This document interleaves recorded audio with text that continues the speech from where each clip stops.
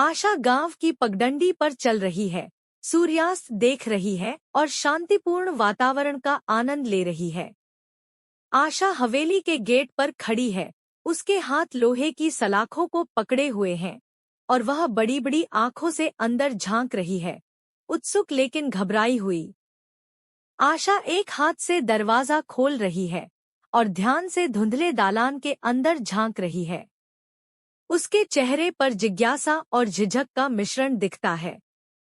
आशा कमरे के बीच में खड़ी है, सावधानी से चारों ओर देख रही है। उसके हाथ आपस में जुड़े हुए हैं और वह छोटे छोटे कदम आगे बढ़ा रही है। आशा कमरे के बीच में खड़ी है, सावधानी से चारों ओर देख रही है। उसके हाथ आपस में जुड़े हुए हैं और वह छोटे छोटे कदम आगे बढ़ा रही है। आशा डर के मारे स्थिर खड़ी रहती है। उसका सिर ऊपर की ओर झुका होता है और वह ऊपर के कदमों की आहट सुनती है। आशा गलियारे के बीच में जमी हुई खड़ी है। उसका शरीर थोड़ा कांप रहा है क्योंकि वह अपनी ओर आ रही छायादार आकृति को देख रही है। आशा मध्य दौड़ में है।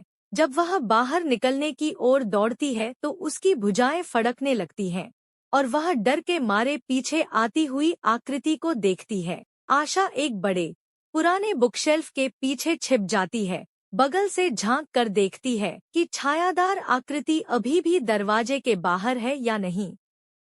आशा दर्पण के सामने खड़ी है, प्रतिबिंब में छायादार आकृति को देख रही है। उसका चेहरा अविश्वास से भर गया है। आशा आश्चर्यचकित होकर उस चित्र को देखती है जो उसके जैसा दिखता है। उसका हाथ उसकी ओर बढ़ रहा है जैसे कि वह रहस्य को समझ रहा हो। आशा सामने आंगन से होकर टूटे हुए गेट की ओर बढ़ रही है। उसका चेहरा डर और हताशा से भरा हुआ है। आशा अपनी राह में रुक जाती है, पीछे मुड़कर हवेली और दूर खड़ी आकृति को देखती है।